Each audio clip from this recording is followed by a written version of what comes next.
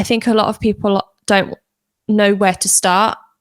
There's no tutorials out there really for the concept art pipeline or how to use it for illustration or anything like that. And a lot of my friends are really interested in using it or have tried it already, but just haven't quite noticed or been able to kind of get that next step further. They hit something and just don't quite know how to fix it, or I think it takes probably one person to show everyone or show someone, and then it kind of lots of people start giving it a go, I suppose. Real-time art is taking over. Yes, we're talking about Unreal Engine. Of course, in Unreal, as you've probably seen, you can make games, films and cinematics. But have you considered using it for concept art? Well, our next guest, concept artist and studio owner Ellie Cooper, does just that. And not only is she joining us today to talk about this amazing creative pathway, she also covers her first-hand experience of how it is changing the client-artist relationship, and also to give us an insight into an exciting Learnsquared workshop called Concept Art in Ue5, which is happening on the 26th of June. So sit back and enjoy. Remember to like, subscribe, rate, and all of that good stuff. And then it's time to get unreal.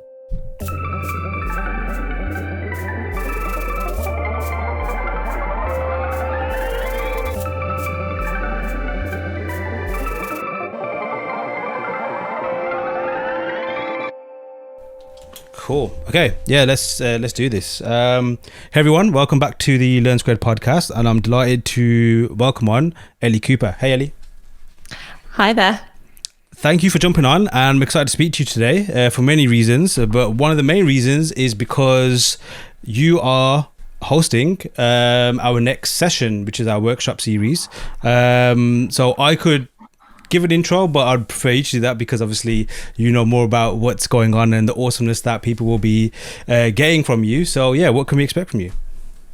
You can expect a lot of Unreal Engine, little nuggets of information and how to use it for your concept art, how to render out images, how to even animate at the end. It's an awesome piece of software, and I think people should get familiar with it and see if it suits them. It's very artistic, I've found. It's incredibly powerful, and it opens a lot of doors. And so on June 26th, we have concept art in Ue5, Unreal Engine 5. So the next generation of Unreal Engine, which I'm sure is going to be the current generation of Unreal Engine soon. And Ellie will be doing a workshop, which is from 10 a.m. Pacific time for those in America. And for anyone in our neck of the woods, it's 6 o'clock, I think, right? Yes, I believe so, yeah. So yeah, just grab your ticket. You'll see a link. So this is airing before the session goes live.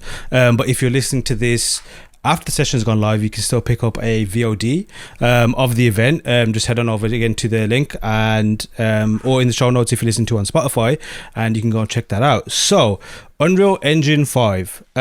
When did you pick that up? Like, when did that become, because that's still pretty recent in terms of like I guess in the current creative vocabulary. I know it's been around for a while, but when did that become something that you wanted to get into?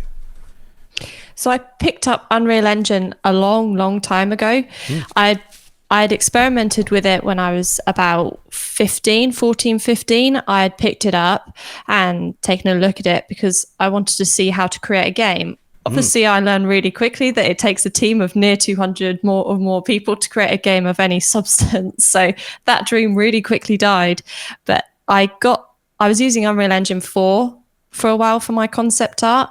And then when Unreal Engine 5 came out, it was a no-brainer. Nanite transformed a lot of things, and Lumen, there was a lot of features that just made it an obvious option for me.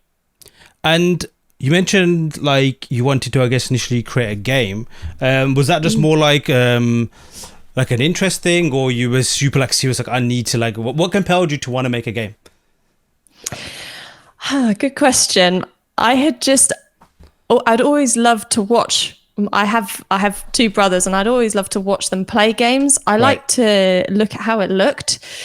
So I think I wanted to see how the art was created and how it was just put together in Engine. So looking at how Unreal Engine worked, it gave a little insight into how how developers really do that. So I guess you do like also as much behind the scenes as opposed to the finished product. Yeah, exactly. The art is the best part for me, still is.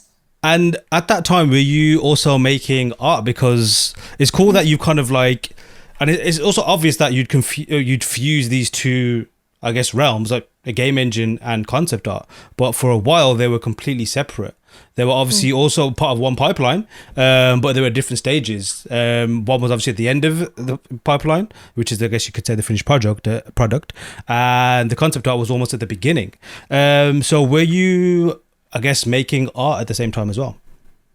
I was. So I got my first Photoshop copy when I was 10, 11 years old, as I saw an image of a horse jumping over a waterfall, and I asked my dad, how's that done? How did they do this? And he said, oh, Photoshop. And he had a spare copy, old like CDs, and he let me use it. Which version was it? Oh God, I don't know. It was probably before like this, the creative CC. Okay, yeah, cool. Yeah, cool. It was well before, or maybe it was Photoshop 6 or 7 or something. Right. So I began to use that, and then I realized that I couldn't draw like I could with a pencil, where you can kind of taper it off. So I asked, how do people do that? And I think my dad looked it up and saw tablets, and I got my first tablet for my birthday, a really tiny Wacom one, one of the ones that are so small that it's probably more of a mouse pad. Yeah, I think I had the same one. So I used that for a while, and it just kind of carried on from there. I just got into it more and more, learned more and more. So that's super interesting to hear, because I would have assumed, again, more so because, and this is just my own perception of when Unreal Engine came into like on my radar. Obviously, you always saw it in the background, more so on the gaming side, and like I always assumed that it was just more like, again, on the technical side, building the game, etc. Really seeing it as like a creative tool in terms of like a painting tool almost. So I always thought that like a lot of artists that I've seen doing it now is something that they've adopted later on, and they've still been like creating in a different, their own usual way, like prior to that. So it's interesting that you were doing both simultaneously, and they're always like, I guess it was destined to kind of collide and become what they are now. So when would you say you kind of like made them both connect? Like, was that something that is in the back of your mind, like, okay, I want to combine these both together? Or was it still just a process of learning, thinking, okay, I'm getting used to this Photoshop, this new way of creating, and I'm still trying to figure out Unreal Engine? Like, I guess what I'm asking is, when did the kind of strategy of combining both become a actual thing for you? I think it was purely by accident, really, as I'd used Octane for a long time. I'd even used SketchUp, which was dreadful to use. But while I was using Octane, everyone jumped over to Blender, and I tried to jump over to Blender, and I just could not get along with it. It was felt too technical for me. I felt like I couldn't be artistic in it like I could in Octane. Octane's just brilliant at rendering and getting a really quick scene together. So I think it must have been 2018, 19 that I started using, I jumped into Unreal Engine, I gave it a try, and I realized that I loved the process of using Unreal Engine, of setting up the lights, trying to get the atmosphere right, getting the colors right. It just made sense for me immediately. Meanwhile, Blender I was struggling with for months because I just couldn't get excited to use it. Meanwhile, when I get asked to do something in Unreal Engine, I'm already in it. I'm already, flying into it, excited to use it. It's just great fun. Cool. So that's kind of like, that is basically your workbench then, right? Because like, say I use Blender now, but I was brought up on Maya. That was my introduction to 3D packages and just like my gateway into just the 3D space in general. And it was always a case of like, assemble in X package, Maya, Blender, whatever it may be. And then when renderers became a thing, it was like, push it into there. Obviously in this case we're talking about Octane, the other ones that were around as well, and then like almost Unreal is kind of like a combination of both, but still I've always, from what I've seen, it's like something that is again like you make something and then put it into there. So it's cool that you are kind of like that is, I guess, like where you begin and start. Am I correct in assuming that? Yeah, definitely. Yeah. I had used, like I said, Blender for a while, and I had used ZBrush for a while. It's the same sort of thing where ZBrush, I preferred it because it was organic and it felt more artistically free to me. And I think that's why Unreal Engine works for me. And, I used 3ds Max for a while, could not get along with that program. That program is, I don't know, it's horrible for me. I can't deal with it. So moving into ZBrush, that was a revelation after 3ds Max. Same with Blender to Unreal Engine. It's kind of finding what works for you as an artist, whether you're more technically minded or more artistically, creatively minded. It doesn't mean that if you're technical, you're not creative. It just means that your brain might just be a bit different in the way that you might learn these things or that you enjoy things. And I think that's a great point you just mentioned there as well, because I guess that's the benefit of all the tools that are available to us now, because I guess they're all still active and exist because they do things in their own specific ways, and that does appeal to like maybe a certain way a creator wants to create, like you just mentioned as well. But also at the same time, and ZBrush is something that people have. I've actually been okay with it since I've used it, but obviously a lot of people have mentioned how almost the complete opposite, like it seems counterintuitive to use based on the other packages, and obviously that frustration can lead to people just getting put off by certain things, and also maybe miss out on something that they may have made something, like they may have made some greatness using that package instead. So like, did you get frustrated like trying to figure out all these packages, and did you ever reach that point where maybe thinking, I'm just going to give up on this, or like where you quite relentless and thinking, I just need to find something that does what I need it to do?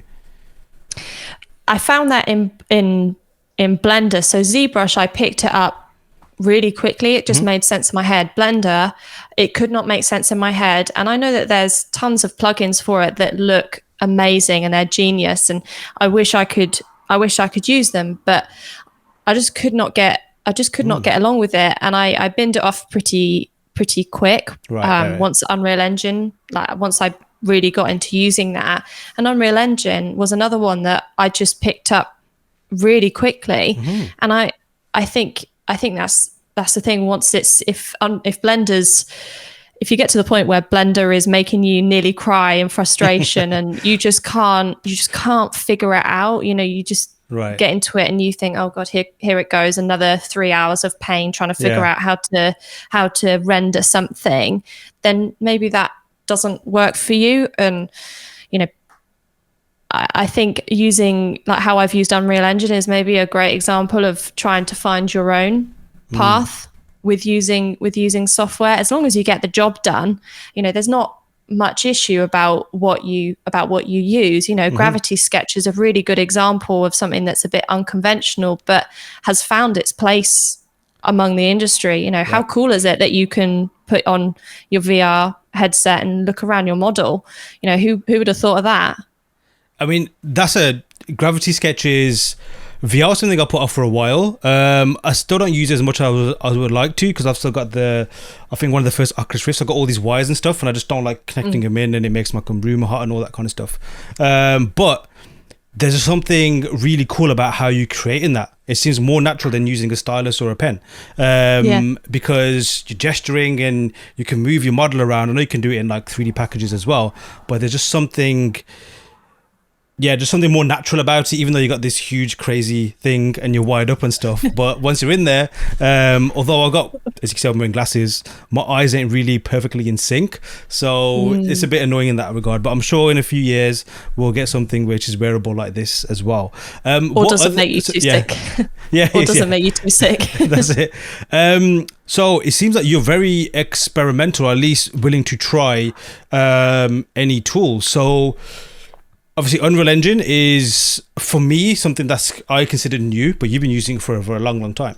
But I always assume that, like, it's, as I mentioned before, it's something that you use kind of in the final step. So how did you kind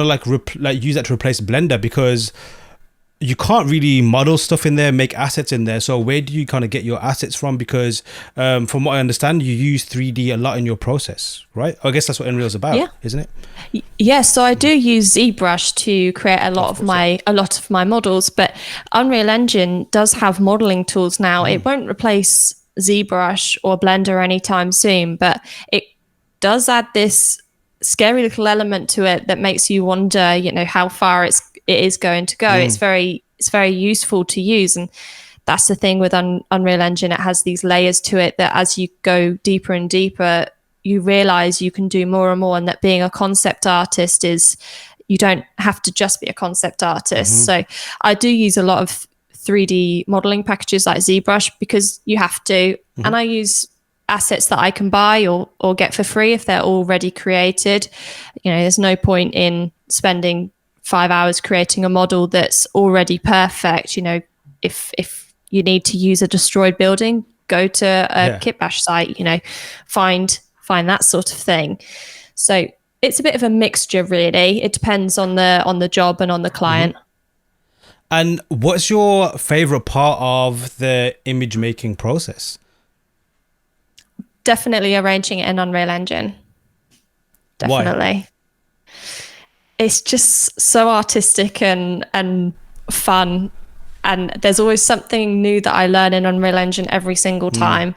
You know, you're never going to know it all in Unreal Engine, and learning those little bits is what is fun. You know, like I was saying with Blender, I'd learn a new little bit and I wouldn't be excited to use it again. But Unreal Engine, I will learn something and I'll go, aha, I'll use that in my next one, or aha, I know how to make this quicker or that better, or now I've learned that, I'll never make that mistake again.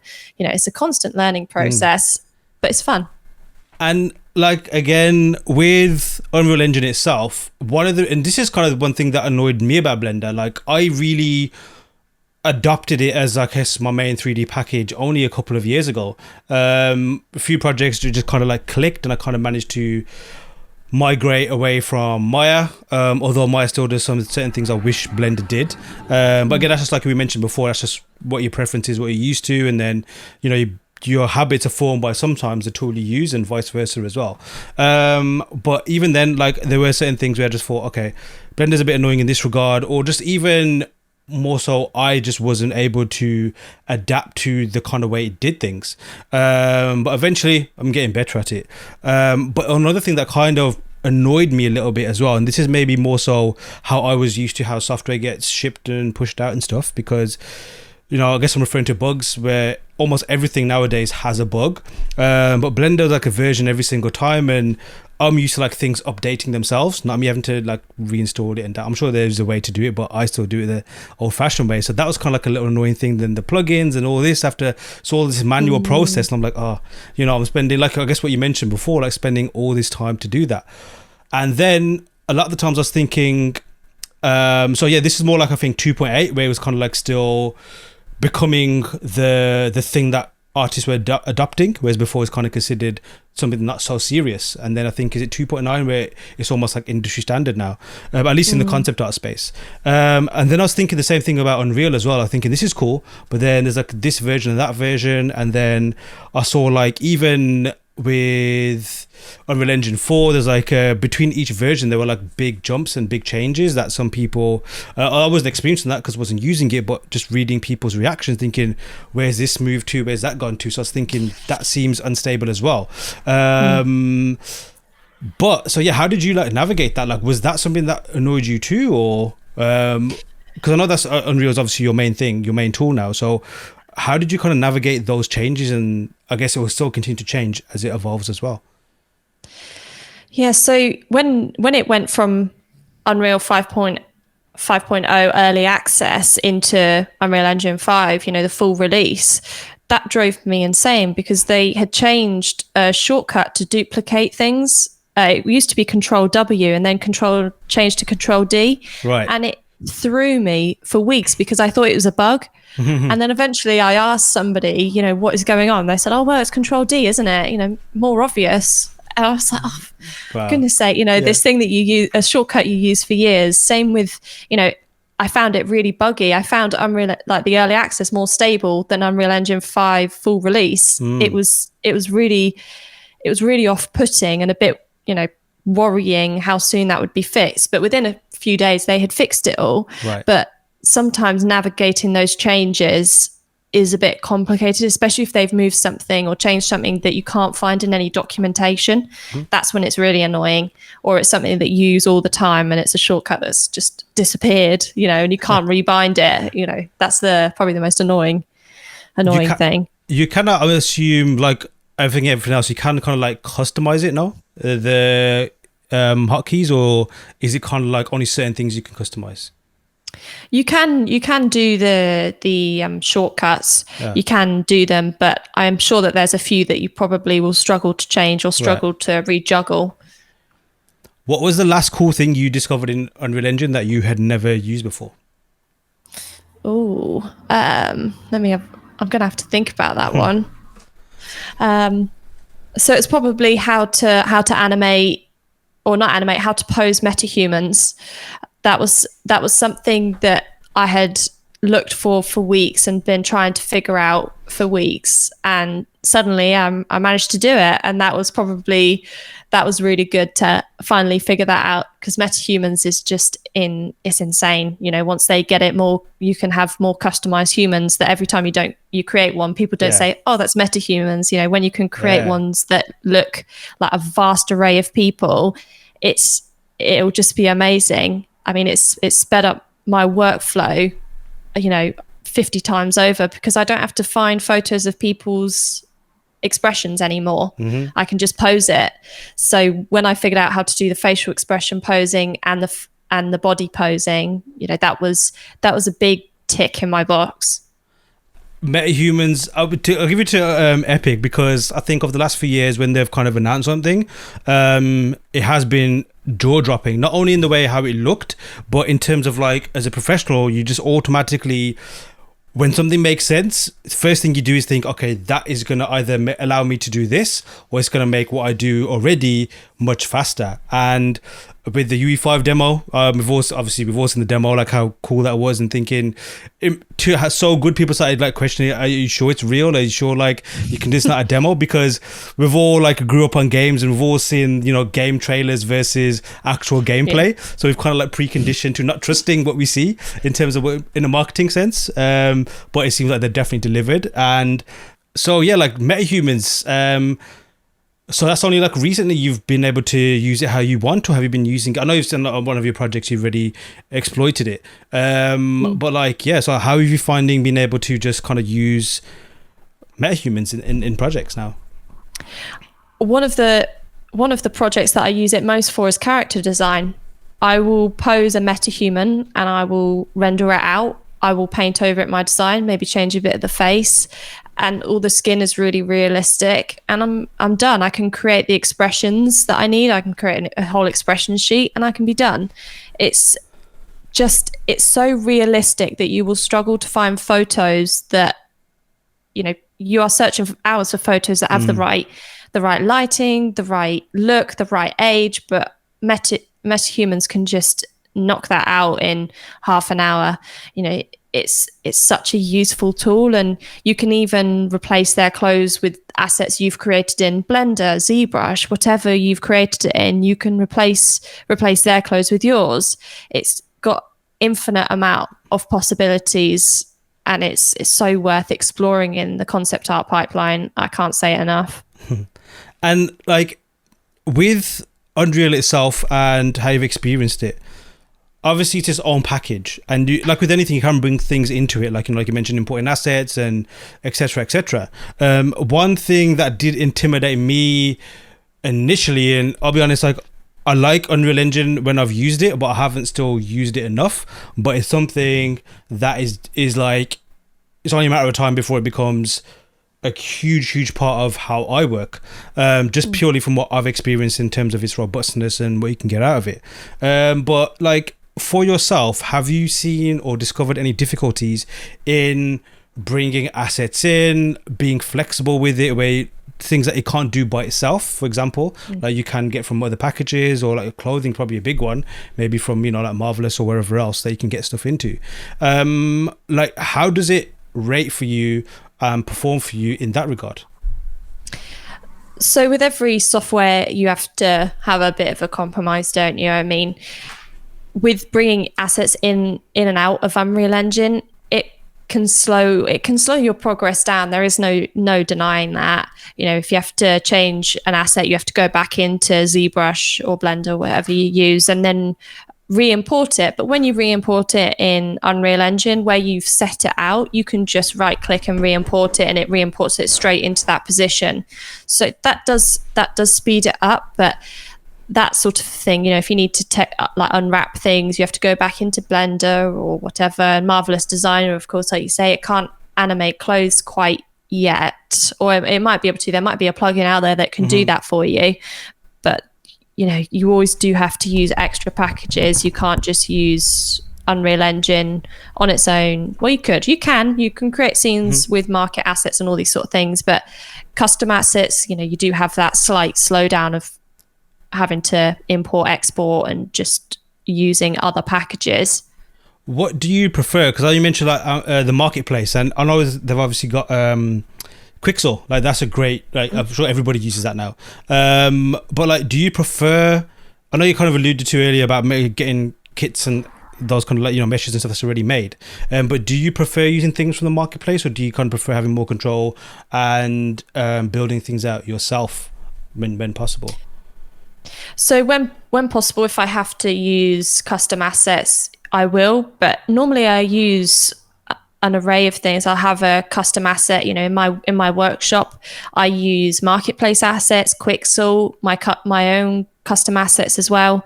I like to mix them all. If somebody's created amazing grass, don't go creating your own grass. It's just a waste of time. But if you need a custom architectural piece, go create it yourself. It's a good exercise as well for you not to become too reliant.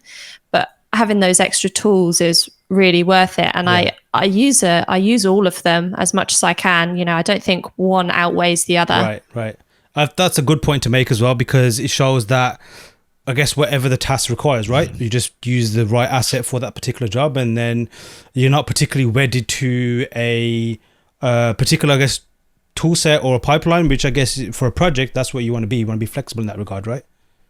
Exactly. And time doesn't always allow you to create tons of custom assets. You have to be quick on your feet with client work, especially if it's changing all the time. So using sometimes bought assets or things that won't change, it sometimes really, it helps you, your time, and also probably your sanity.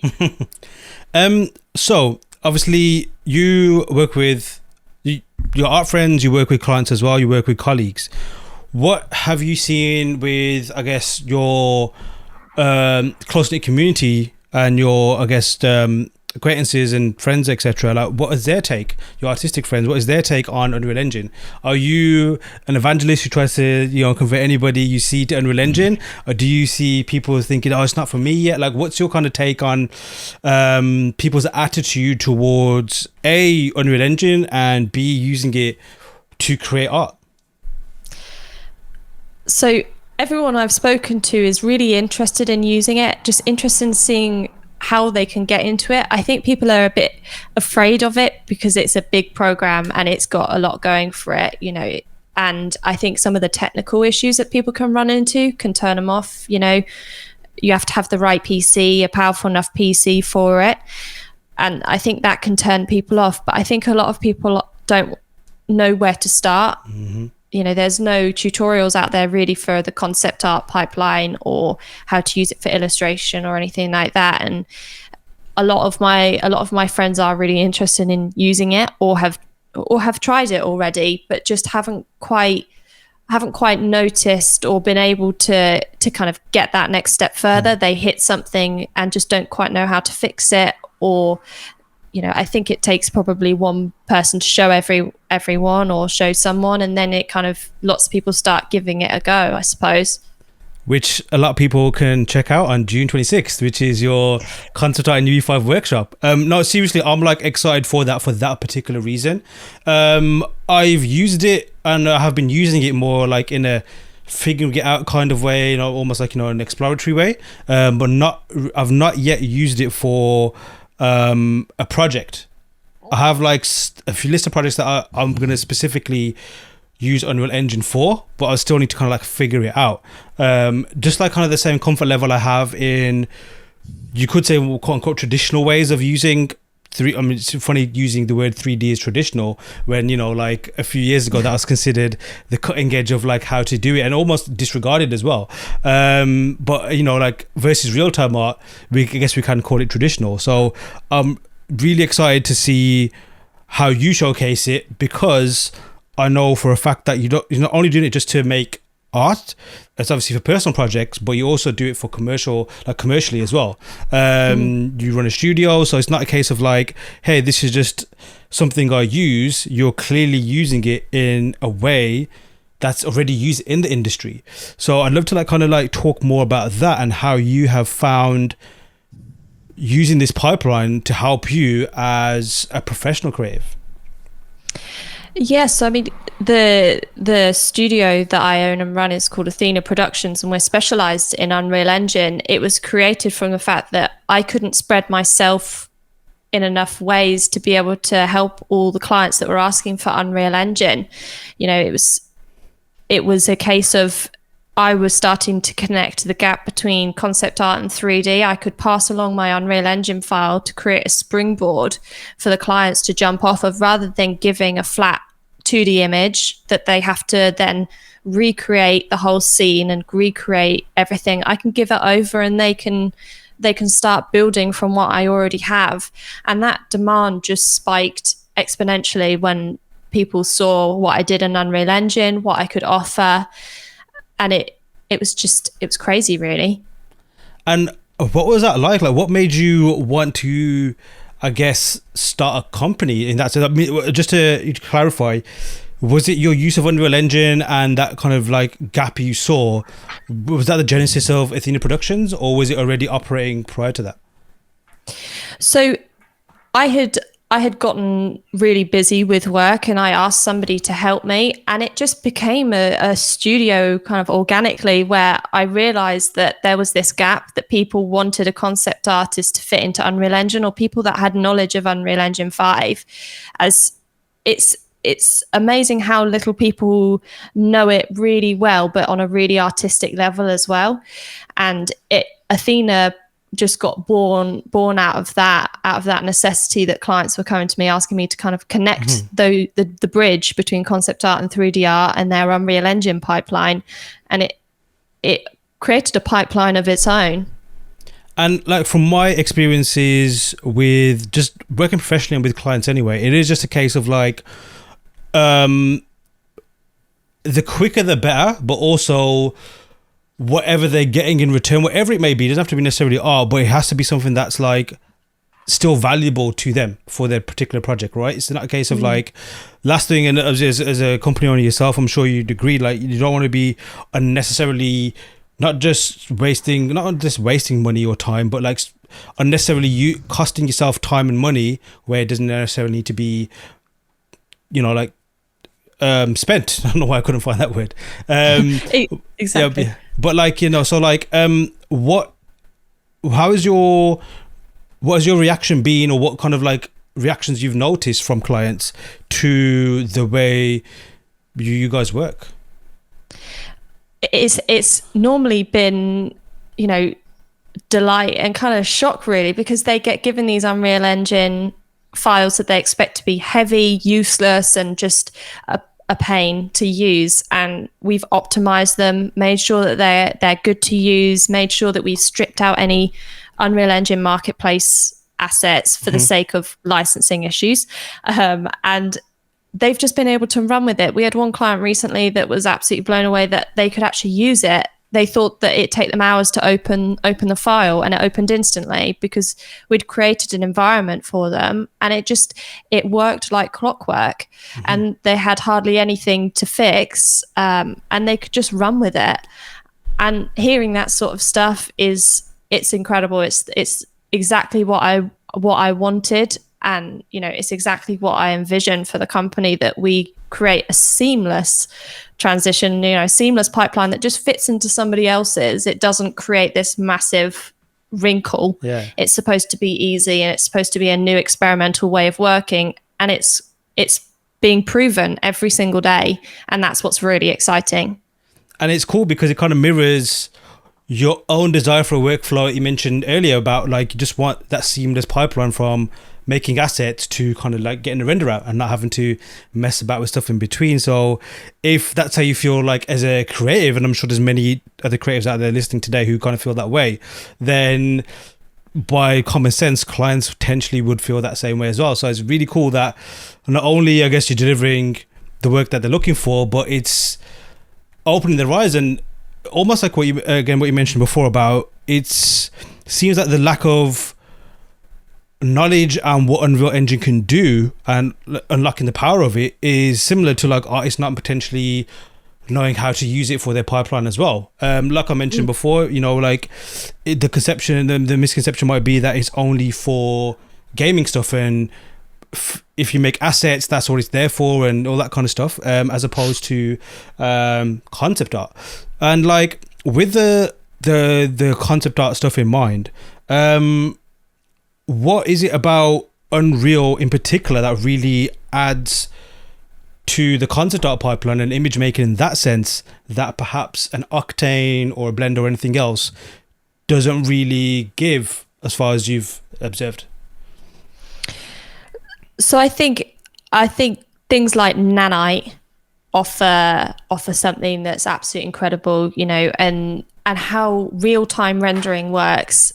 It's insanely fast. There's no noise whatsoever. It's really quick, and you can whip up a scene that looks incredible within 5 minutes. You just add your lights or move your light and just do those little bits, and it already is near done. Rendering wise, you can get a look dev really quickly, and that's the beauty of it. And you can paint out your foliage. It's optimized beautifully, and it's quick. I think that's also the artistic thing, that you can paint foliage. You don't have to place it hand by hand, piece by piece all over the place, or generate it. You can paint it or move it as you wish, and that's really cool to me, that you can just be more artistic. And I think like I was saying, that every program has its pluses and pros and cons. Same with Unreal Engine. Unreal Engine isn't perfect, but it's what it offers you as a creative and as a person. And for me, it offers a lot more than other more technical programs. And you mentioned as well, like how clients are reacting to it as well, to the point where you saw a niche, a gap, and pretty much built a business around it. Do you see this becoming more of the norm? Like, because studios and clients, like obviously at the moment, is it mainly like film and game studios that you work with? Yeah. So we're working with a lot of film studios at the moment that are exploring it as their VFX pipeline, and we're getting to create incredible things on their behalf using it. Games as well. A lot of games have announced they're using Unreal Engine, like the new Witcher's Unreal Engine 5. And there's a ton of other games that have announced that as well. Tomb Raider is just announced that. And there's a reason why these big studios are switching over to it rather than using what they used before, or even their own software. It's different. I think you have to use it to see it. Yeah. June 26th. And and would you say like almost how the conversation was, let's say 5-6 years ago, where it was a case of, you had professionals coming on and talking about who have used 3D in their pipeline, some that were amazingly epic at traditional methods, 2D methods, who have adopted 3D and just said like, this is the future, guys, whether you like it or not, this is the way you have to create, and they were right. Would you say the same is now for creating in real time? Would you say that that's a correct statement to use for whether people are on the fence or not? Like, you have to kind of like understand at least what real time offers, because that's where the industry's headed. Yeah, definitely. I mean, through the years, concept artists, their lines have blurred. We started off traditional, and then we got into photo bashing, then 3D. You're starting to become a bit more of a 3D artist, and now you're flowing into real time. This industry is extremely quick at evolving, and concept artists have to be really quick on their feet. There's always more of us coming into the industry. There's always somebody that has the edge over you on something, and being quick on your feet, willing to learn and evolve, and not being too stuck in what you do is really important. And it's just so rapid. It's so rapid. Years ago, people used to say photo bashing was a sin, Yeah, true, and then 3D was a sin. And, some people will probably say that Unreal Engine, is a sin in some sort of form, but, people just get over it. Whatever saves time for productions works. And I guess that's like a good point to distinguish the difference between working professionally and for clients versus just working or creating art in general, because the industry and what drives products and projects and profits, that's always going to be like a different kind of mindset required versus just wanting to make something that's artistic. And even if maybe, like you mentioned, there are like certain things that people might say this is, this is wrong or whatever, you can kind of still have that opinion and still kind of use the thing that you think is wrong, at least for commercial reasons, and you can still prove that the way you want to create is still the right way on personal stuff. But what's interesting as well is for yourself, because this is something that you haven't adopted, this is something that you have used for a long, long time and seen it evolve. Have you ever had any of those, you could, let's just say, creative prejudices about certain tools? Or have you always like embraced, because obviously you mentioned like if it doesn't work for you, that's probably the only thing that kind of leads to a negative reaction. Maybe that's the right way to put it. But it does seem to me that you haven't really been against anything. You're always willing to give it a try. Am I correct in assuming that? Or have there been things that you think, no, I don't want to see that, I don't want to touch that, get it out of my face? I've always been on, kind of on the line with things where I've kept an eye on them. For example, AI, Mid-Journey at the moment, I'm keeping a close eye on it because it's interesting to see what people are doing, but I don't know where some of the creative images or artwork, where it's coming from. And that's a concern for me, that if it creates an image, if you put in, Ellie Cooper art or something, or, another artist stuff, will it make a perfect copy? And if so, how?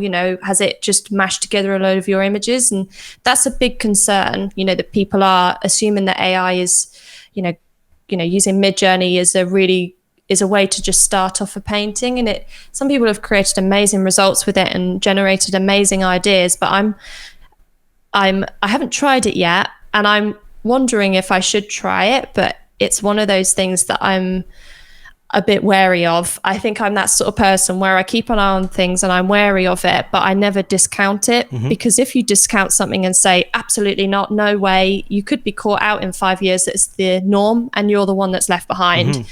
Same with people, like we're saying, with with photo bashing, they'd said, no way, that's absolutely terrible, don't do that. And now it's, if you don't photo bash for some images or some styles, it's you're not hireable. And it's like, as has always been the case, the final result is what ultimately matters. But also as creatives, we also are precious, and rightly so, I believe, in how you come to that conclusion, because I guess maybe it's a bit twisted in terms of like what's considered cheating. Like for myself, I can totally relate to you. I love experimenting with whatever's coming up. I have a confession to make. When there's an update, I'll pretty much update everything. That's a bad thing to do because it crashes stuff. But I just want to see what's new, what they got, what's the new thing that I can exploit. Maybe that's just me, as a kid, like wanting to see new games and seeing how, like, from 8-bit graphics all the way to what they are now, like nanite and stuff. There's always been that fascination with what's next. But at the same time, the creative journey, the creative process, the design element, the like the thought you put into creating something and it comes out the way you at least envisage or even better, that's important.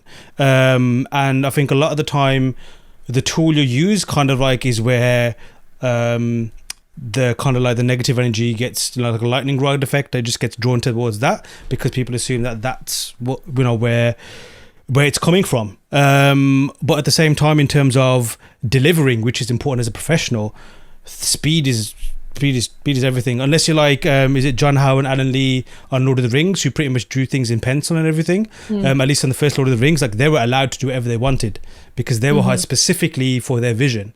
But if you ever watched like the making of the Hobbits, they're on Wacom's and they're on Photoshop doing their same thing. So eventually they picked up the tool as well, because working for the likes of Weta, like it's a fast moving production, speed, and even maybe for themselves, they realize, oh, this is a better way of doing the same thing I want to do. Like it's just a tool that always changes, and tools have changed throughout the years. But about AI, so I've been messing around with that for the last month or so, and that is one thing where I have equal feelings of this isn't right and this is great because of stuff you mentioned. It's like the way it can kick out images. To be honest, I haven't seen one image that it's given me that I think, wow. It's always been, okay, that's a great trigger for a better idea.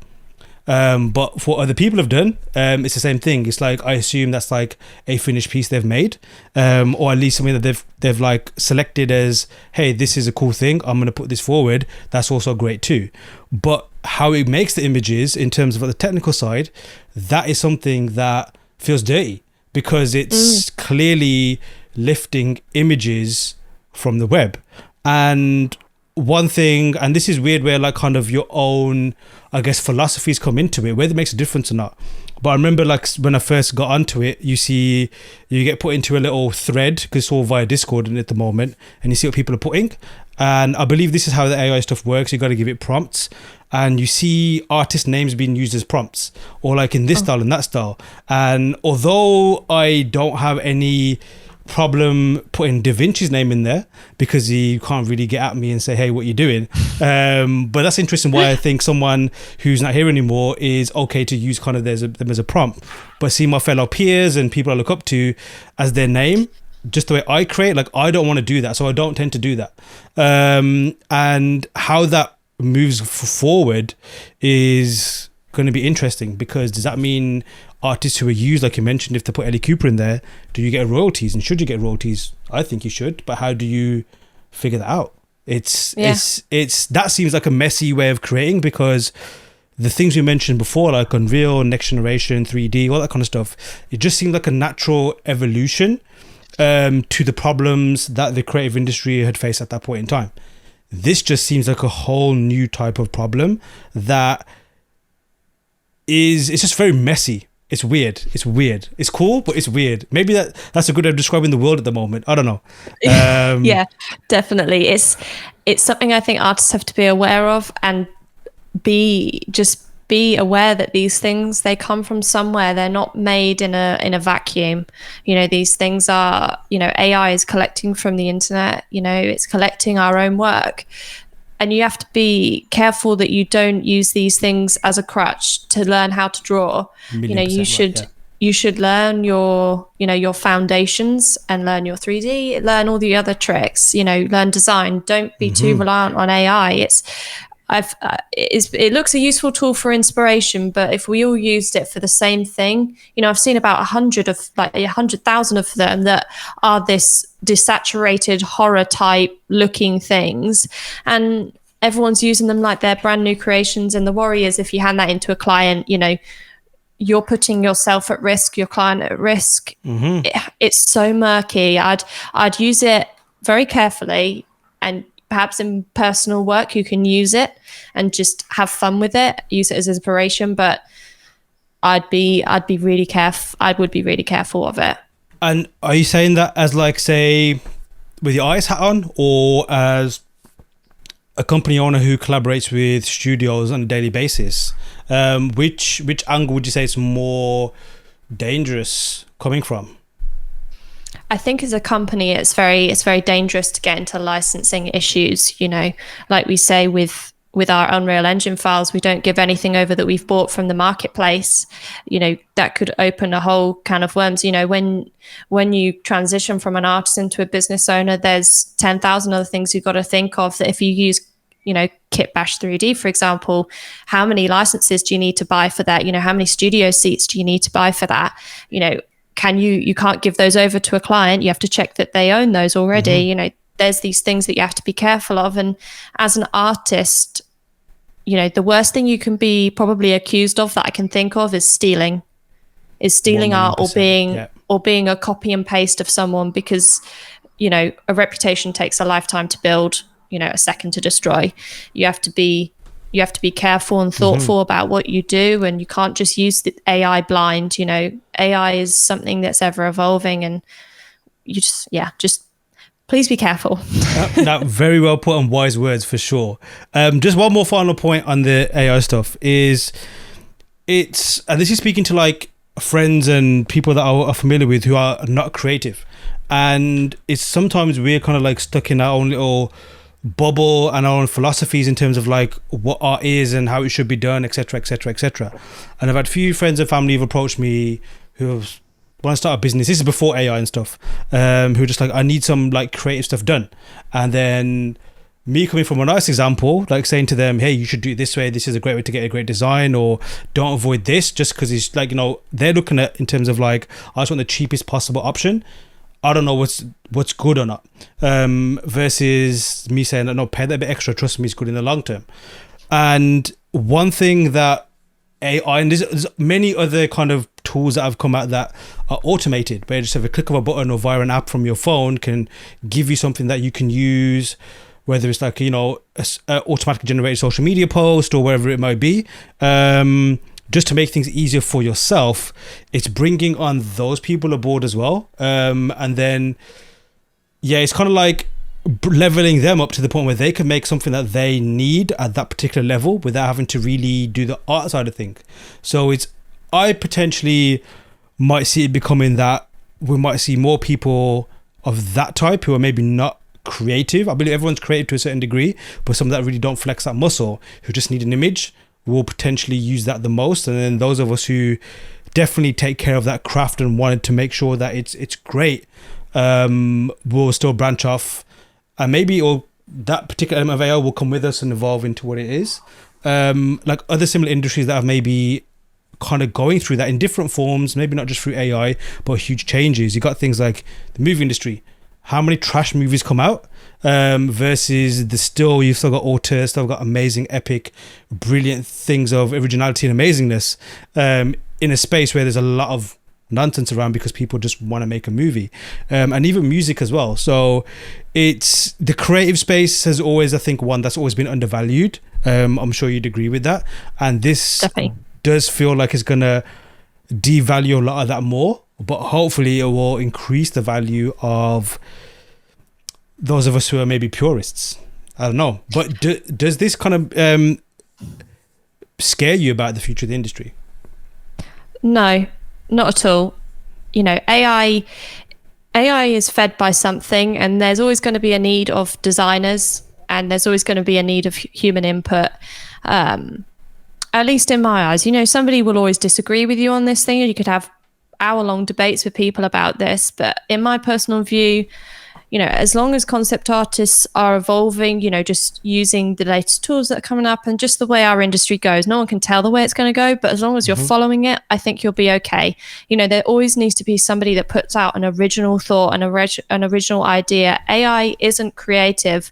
I mean, Midjourney's kind of shown that it has to take art from somewhere and it just mashes it together. That's not creativity to me.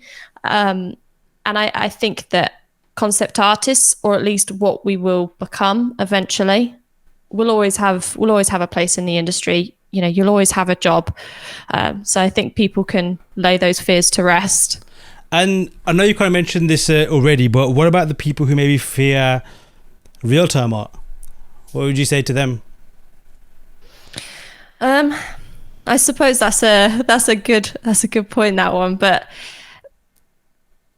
real-time art is great, but you still need that design. You still need somebody who's got that artistic sense that can design that composition. Real-time art, Unreal Engine art, for example, isn't going to take over the world in a day. Photo bashing took years to kind of take its place. Same with 3D. These things are a gradual process that people absorb over time, and they gradually pull in and give it a go and things like that. So I think it's not overnight. It's not going to suddenly be that you're out of a job and oh my god, I got to learn Unreal Engine, or I got to learn this or that or the other. It's always a gradual process, and a lot of people can see the writing on the wall with a lot of things like 3D, photo bashing, all these things. People saw the writing on the wall, and I think as long as you're keeping your eyes up to that sort of thing and not just focusing in on one thing, you'll be fine. Well said.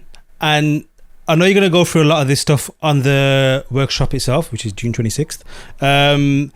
But what kind of I guess toolkit do people need to set themselves up to use real-time art, or particularly Unreal Engine? I guess we can start off with maybe equipment, because you mentioned earlier that you kind of need a somewhat powerful PC. How powerful would you need, or what kind of, I guess, someone maybe on a budget or just starting out, what should they look out for? Because obviously you mentioned earlier things like you picked up Photoshop and then realized, to do what I need to do, I need a Wacom tablet. So if you were to give maybe somebody a quick little shopping list of this is what you kind of need, just to get yourself going, what kind of level do people need to start off at least with equipment to start off with? So I recommend, some people have used a laptop before, but I really do recommend getting a tower. I had a 1080 in my old PC, which worked absolutely fine. But now I think I have a 3080. You just kind of need a good graphics card. And do you mind if I quickly check my PC specs? Sure, yeah, go ahead. So with my PC, I have a 3080 installed graphics card, and I have my installed RAM is about 64 gig, and my processors, probably, as new as you can get. I have an i9 at the moment, so anything, if you can get better spec, it's always really useful. But in my old PC, I had a 1080 and I eventually upgraded to 64 gig of RAM. It was a process that I learned over time. And I think most people, when they work with 3D, they do seem to find themselves already using, a good graphics card or good RAM, So I think Unreal Engine is very stable, shockingly stable, more stable than I think Blender is. So give it a go and see how you get on. Perhaps a small laptop won't be able to handle it, but most PCs can open it and run with it. And I think it's just a process of maybe swapping out your RAM over time, upgrading a bit more, or if you've got a really, really old graphics card, then for the sake of using 3D at all, you probably do need to upgrade eventually. So as long as you have decent spec for doing 3D, I think you can use Unreal Engine. So it's pretty much, from your experience, it's pretty much like a decent graphics card, and just a healthy amount of RAM. What about anything else? I guess screens or anything, or not so much? I guess that's personal preference, right? How you tend to grade and stuff. It is personal preference. I mean, I just use Dell monitors, and then I have my Wacom tablet. It's up to you. I mean, I'm sure I could probably get much better screens, much bigger, better screens, but for me, it doesn't stop my work. So, why change something? And that's, I guess, you're right in what you said as well. That's pretty much what I guess anyone who's into 3D or using 3D and that kind of stuff is always looking at, as much RAM as possible, and whatever the budget allows, graphics card. Interesting you mentioned 1080. That's what I have at the moment. I am looking to upgrade soon, and interestingly, I've spoken to a few other Unreal artists as well who also are using that particular graphics card for a long time, or still are. So why did you switch to the 3080? What has it given you extra versus the 1080? I just wanted to push the graphics more and be able to use more cinematic style like graphics, because Unreal Engine, there does come a point where it will run a bit slow, so you can kind of go down a little bit lower to epic quality, high quality, medium, whatever, and that's something that you will learn to do kind of in my workshop as well. That's something that can help you just kind of get through those really tough points, but I wanted to be able to start using things like Nuke inside of Unreal Engine. I wanted to start exploring that pipeline to marry that into Athena, and I wanted to be able to start creating my own short films, because I had started to experiment already, and I could see that I was able to do it, and it's all to drive towards that goal of mine, really. Sick. And like in terms of aside from the hardware, what technical skill would you say someone needs to at least have a basic understanding of before they jump into Unreal? I think it's less of a technical understanding. I think it's just being open to try and experiment. Expect it to not be easy when you first open it. No software is easy when you first open it. And like everyone's learned Photoshop, it takes a little bit of time, but be open to it, be open to experiment, and just give it a go. That's all you can do. If you don't get along with it, that's fine. But as long as you've given it a go, that's a good thing. I like that you mentioned short films. Like, it does seem that Unreal is just the perfect place to really experiment with that. I've had a bit of play with like just the cinematic camera and just moving things around in that thing, and it's just, not only is it super intuitive, but how easy it is just to like get an animation out is almost feels like cheating versus what you have to do in something like Blender. Like almost like I just have to bring it. Have I done everything right? Is there like, did this render? Why did it render so quickly versus how long it takes to do a single frame? So is there anything you can reveal in that regard? Like any teasers you can drop in terms of the stuff you want to be working on or are working on? Or is it all top secret right now?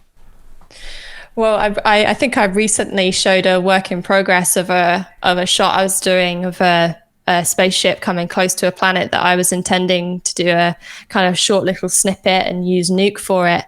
I've plenty that for now I'm kind of keeping hidden that I'm slowly chipping away at, where I'm using metahumans and other little things, and started to experiment even with green screens. I think that's just who I am. I think I'm just that sort of person that I'd say I'm quite an ambitious person, and I've always seen kind of like next steps for me, and moving into trying Unreal Engine for short films is something that I really want to do.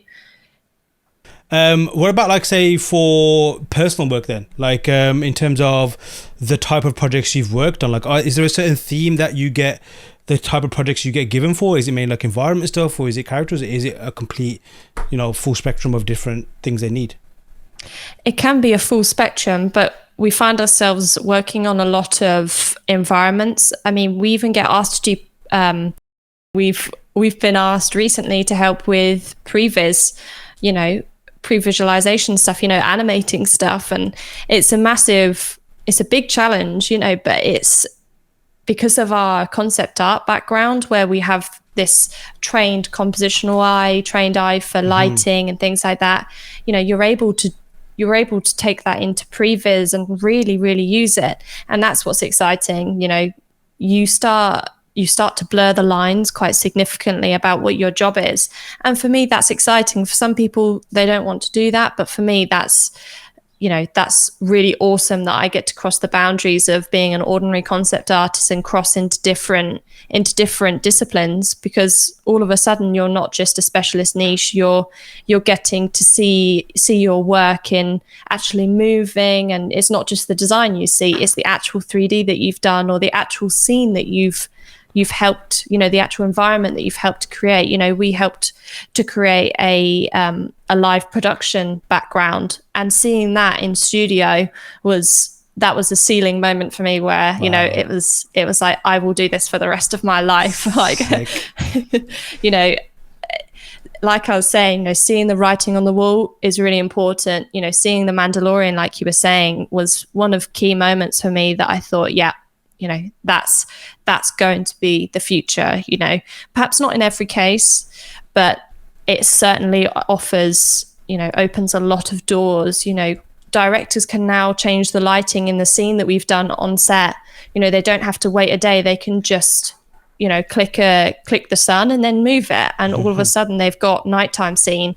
And that's really cool, them being able to art direct on set.